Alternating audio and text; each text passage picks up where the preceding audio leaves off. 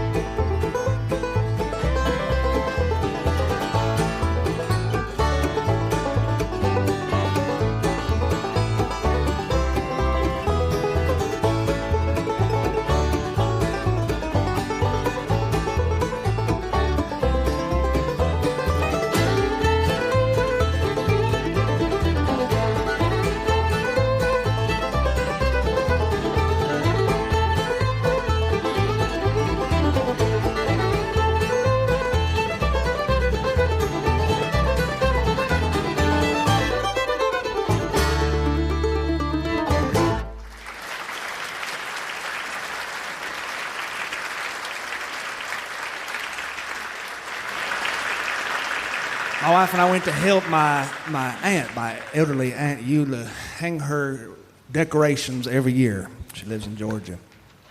And this is a big deal for her. Now, she's a very eccentric woman. She's one taco short of a blue plate special. The engine's running, no one's at the wheel. That's Aunt Eula. She didn't always used to be like that, but she is like that now. And we love her for it. You know, they become more endearing. They become more endearing because different parts of her personality are coming out that never came out before. But she needs help putting up her Christmas decorations, and so it's an annual event for my wife and I. We went to go help her. She lives alone. We got there, and my wife and I were unpacking these boxes, and my wife was looking at these figurines as I was outside on a 3-story ladder, dangling above the world, mumbling expletives that you don't want to know, while Pat Boone sang "Oh Holy Night." And my wife was looking at these figurines, and they were beavers. They were all sorts. My aunt has about 6,000 beavers. Lots and lots of beavers. My wife placed these all over the place. There were beaver salt shakers, and there were beaver pitchers for the Red Rooster cocktail that Aunt Eula would make. It's 1 part vodka, 1 part nothing. My wife asked me, she says, "What's up with all these beavers? Why does your Aunt Eula have all these beavers? And don't tell me if it's something not good."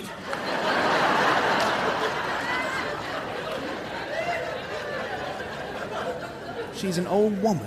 So these beavers serve a very, very important sentimental purpose for her. She collects all sorts of things. And you can look at her tree and you can see that she has a real thing for these figurines, because right there on the tree, next to the kissing goldfish in the 1973 Elvis Aloha figurine, there's a beaver. And this beaver is smoking a cigar with a little Santa Claus hat.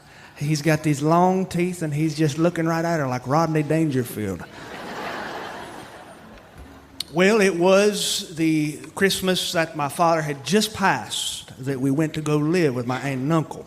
They lived in the hinterlands outside Atlanta, and we lived, my mother, my sister, and I, on that terrible year, in a little triangular upstairs bedroom with a circular window, a medieval torture rack mattress, sleeper sofa, and a bathroom that worked on days of the week beginning with R, and a space heater with a sticker on the back that said, "I like Ike," that had turned into toxic plastic long ago and smelt up the entire upstairs bedroom so that it smelled like cabbage fricassee. Now, my aunt, she was a special woman. She decided that the way to deal with grief and bereavement and pain was through food. My people believe in the healing power of lemon chicken casserole and squash casserole and chicken cheese casserole and chicken cheese and jalapeno casserole and chicken cheese and jalapeno with extra onion casserole and chicken casserole. That woman could work in saturated fats like some people work in clay or marble. She'd be in that kitchen and she perpetually wore that apron, that checked red and white gingham apron, and she would bustle around. She could open and close oven doors with only her backside. And she would cook spiral hams and turkeys. And so it was that year that we went to join her and live in her house. And she fed me, and I gained 18 pounds in one Christmas season. One of the greatest periods of my life, really. She went overboard with the food, but she also went overboard with the decorations. She went overboard because she was trying to help us take our minds off it. So her house was incredible. There were 6 million lights on the front of it so that people in the neighborhood knew her house as the disco house. And there were little fiberglass figurines of reindeer and Santa and a few elves who were wearing other elves' limbs because they had fallen off in the shed. So one elf had 2 right thumbs. And there was the nativity, the church nativity that she had stolen from the Methodist church a long time ago with the mechanical baby and the mechanical Mary. Mary raises her finger, and the little infant child looks toward the front door. It's very creepy. And there was a hand-painted sign my uncle had made. It said, "Jesus is the resin."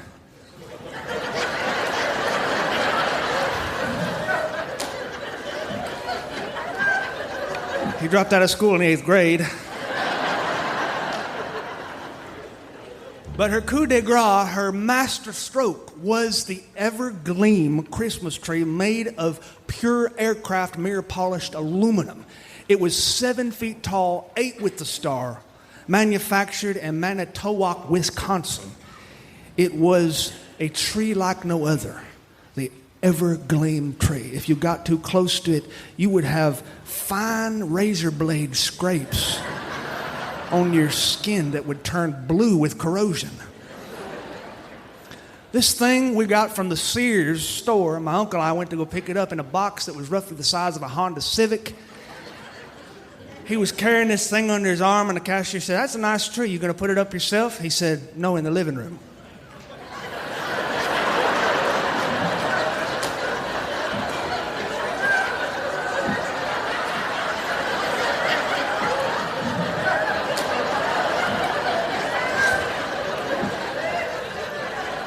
We went home and they opened it on the living room floor and dumped it out, all 7,329 pieces. There was a color-coded manual schematic drawing written in Mandarin, Japanese, French, and Hungarian. There was an FDA warning. There were pieces that didn't look like they went to anything except maybe an aircraft carrier. And my uncle looked at the assemblage on the floor and he said, "We're going to need more beer." We put that thing together over 3 afternoons. It stood in the corner, and when the light hit it just right, it looked like you were looking directly at the sun. They sold a little projector that went with it, and this projector would change colors every so often, and the whole living room would change colors with it. My uncle would sit in that den and he'd say, I feel like I'm at a Willie Nelson concert.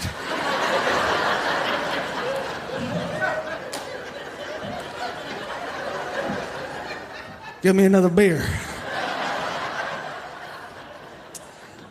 But the biggest obstacle that season was not the tree. The biggest obstacle that season was the beaver.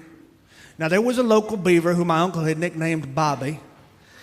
He had this beaver that had dammed up a local tributary, and it had flooded his front yard. It had flooded the yard behind him. It had flooded the cattle pastures behind him, and the surrounding farmland was a boggy bayou. You could walk back there, and you could sink into mud about halfway up to your knee.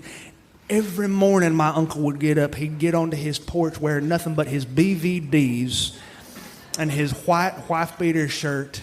He would get the Atlanta Journal-Constitution under his arm, and he would cuss openly at the sky when he saw that big bayou across the way from his house. He'd say, oh, that beaver. He hated that beaver. This beaver worked his way into his mind subconscious. All he could think about was the beaver. His garage workshop had turned into a melee of panther urine repellent, cages, traps, bear traps with big jaws, chains dangling from the ceiling, Winchesters and Remingtons with special gauges to kill beavers, beaver extinction volumes. He was obsessed with the beaver. He'd walk into the feed and seed, and the men at the feed and seed would say, so, how about that beaver? And then they'd spit into their Mountain Dew bottle. And my uncle would give him a 4-part sermon complete with hand gestures, and he'd pump his fist, and he'd talk about that beaver, and he'd use these words I'd never heard before, combinations of words that really make a man feel like he wants to join the Navy.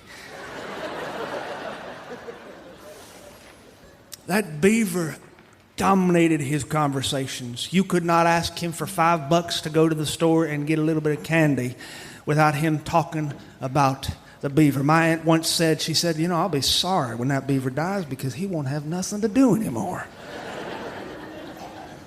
It was like that, Sean, when the squirrels in the attic, when we had the squirrels in the attic, he spent 2 years trying to get them squirrels out. When them squirrels were finally gone, he just sat around the house and moped and cried. Oh. He came up with his plan one day, though. And his plan was that he was going to start a beaver coalition posse. He got his friends, Tater and Mole. They all were farmers in there. They gathered together at the local VFW on a Friday night with me in tow. I sat at the bar in the dim lit room listening to Johnny Cash sing about somebody named Sue. And I drank a Virgin Shirley Temple. 3 or 4 Virgin Shirley Temples, they just kept coming. And I listened to the men seated at the round top table over here. They were so committed to this new beaver organization. This is how serious they were. They wouldn't even talk about the beaver until they established secret code names. You're going to be Dark Shadow. No, I'm Dark Shadow. Hell, you were Dark Shadow last year when we were trying to get rid of that coyote. Can I be somebody like Big Rig 10? You ain't never driven a big rig in your life. They would laugh liberally over these $2 pictures, and they would speak in these voices that old people use, and I fell in love with the cadence of an old man telling a story. They talked about things that I'd only heard about. They talked about old days and old ways. I loved listening to them talk. They'd say, you ever watch that MTV? It's horrible, ain't it? I saw a girl on there yesterday. She was wearing a conical brassiere. She was prancing around the stage wearing a skirt that wasn't long enough to qualify as a belt. The world's going downhill. Oh, I know it. We were good kids growing up. We were good kids. I never even kissed my wife before we were married. How about you? Well, now, I don't know. What was her maiden name?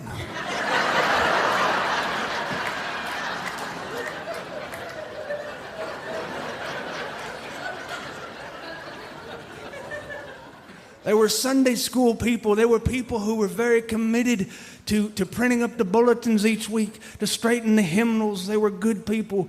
And when they cut loose big. But when they tell stories, they engage in the world's oldest art form, and I love to hear it. And they would tell these stories. Well, that night got a little bit out of control. The $2 pictures helped with that. 3 men's wives had to be called after men were falling off the bar stools and injuring themselves. One of those men was my uncle. And when my Aunt Eula showed up in the doorway wearing her pink curlers and her house coat and her arms crossed, you could boil an egg on her forehead.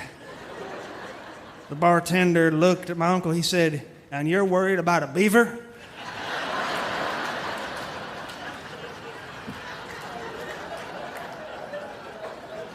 She piled him into her Cadillac Seville, and she tore back home.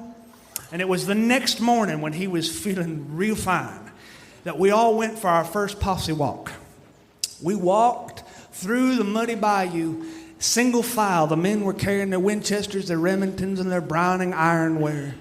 And I was in the very, very back, bringing up the rear, clad in an oversized neon orange hat and a big orange vest. And I was carrying the cooler. In many ways, I was like the little drummer boy. I walked behind them and I listened to them talk and I listened to them spot and point and look for that beaver. And they'd talk about him like he'd done something personal to their mama. And then the men would do what men do when they're outdoors. They went silent. Men are silent outdoors. And my uncle would look back at me and whisper and he'd say, "Silence is the key to enjoying yourself as a man. Silence is how you go fishing. Silence is how you hunt. Silence is how you stay married." So we walked through that tall grass, and these men were quiet, and they looked around. It was a wonderful experience, and I felt just for that little space in time that the bereavement I was going through was eased. My grief was eased. I thought just a little bit less about the pain that I was going through and about my old man being gone. And we finally turned around and we came home and we sat in that kitchen and we ate that meager supper of turkey and dressing. And we went to bed, we woke up, and the posse did it again. We walked through the fields, and I came to love that Christmas season out there carrying that cooler for those old men in the posse. And it was one day that we were out for our little posse walk that my uncle held up a hand, Special Forces style.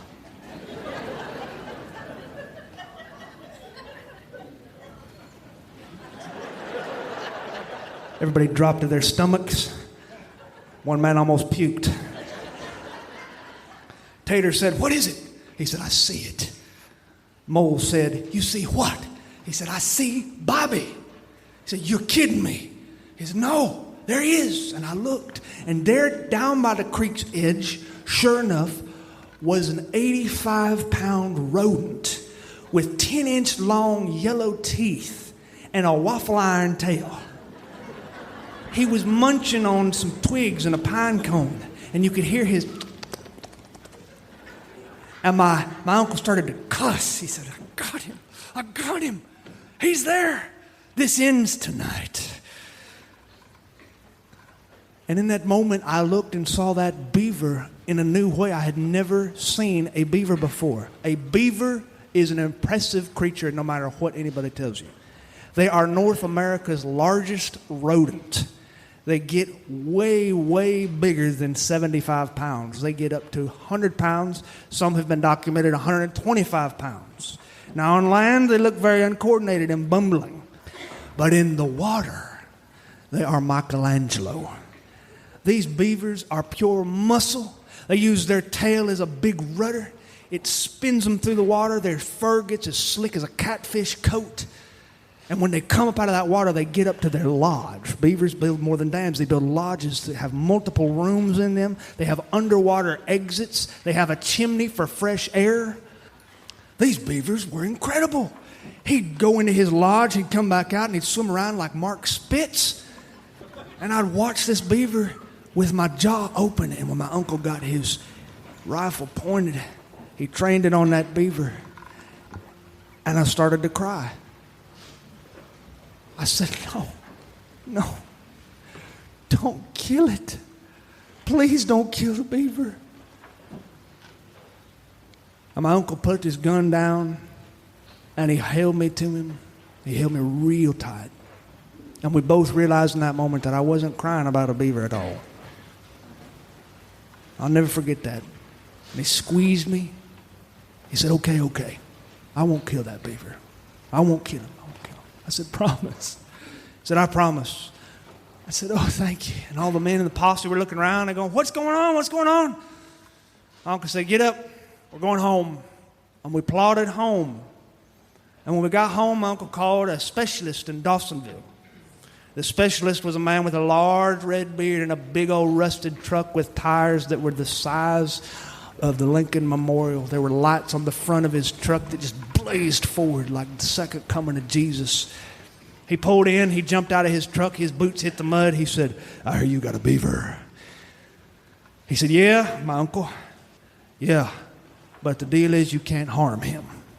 And so the beaver man went out. He caught 6 beavers in one afternoon, 2 days before Christmas. I'll never forget seeing those beavers on the back of the truck. They were all loaded into cages and they were eating corn on the cob. And I watched them drive way out into the sticks as they departed that driveway. I watched them taillights wink out into the distance, and my uncle stood beside me, crestfallen. He had wanted blood, but them beavers were gone, and the beaver man had promised me that he would take them and set them free in the North Georgia mountains. He had never done that before, and I doubt he'll ever do it again. And that evening I went into the den, and I found my uncle sitting in that psychedelic light show, sipping his sweaty can, looking at the wall with its changing colors from that ever-gleam Christmas tree. And I could see this little tear in his eye, and I knew that he wasn't thinking about a beaver either. And I went and I sat next to this Army veteran, this man who had seen some things in his life, who was a hard man. And he put his arm around me, which was something we did not do. And I never before noticed how badly he smelled. And he patted my shoulder. And we said nothing, but volumes were exchanged between us. Volumes of words and sentences and feelings. He said, you know, man can want something so bad that he forgets what it is that he wants. And all he can think about is the wanting. And then he just looked at that tree. And the Vienna Boys choir behind us was starting to play on the hi-fi. He said, you know, I wouldn't be upset if that beaver came back. I kind of liked having him around. And in the spirit of Christmas, 6 weeks later, my uncle got his wish.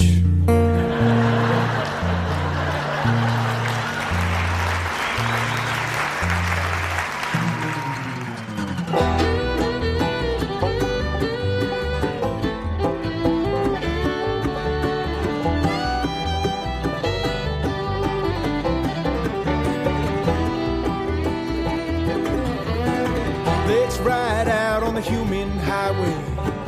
At dawn we're rolling into a stormy backwards world in which we are living. New horizons are here, my friends.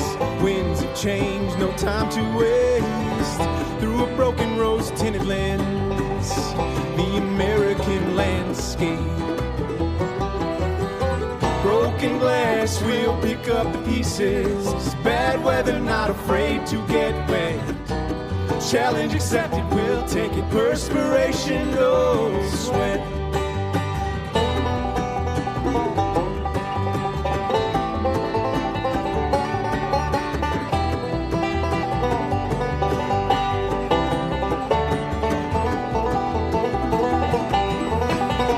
So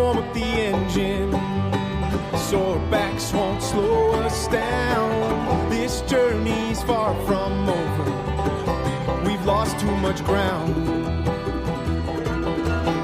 May we never tire, working hard to understand, be good to each other, find the means and do what we can.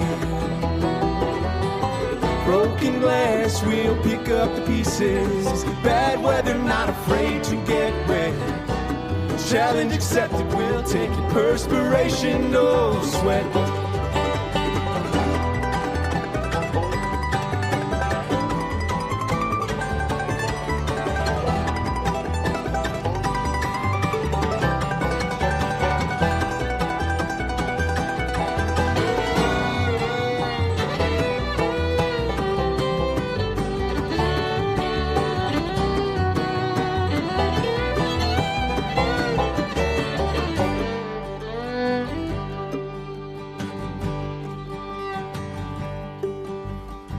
Broken system, unite the people. We've come too far to forget. We are all created equal, even if we've never met. Broken glass, we'll pick up the pieces. Bad weather, not afraid to get wet. Challenge accepted, we'll take it. Perspiration, no sweat. Perspiration, no sweat.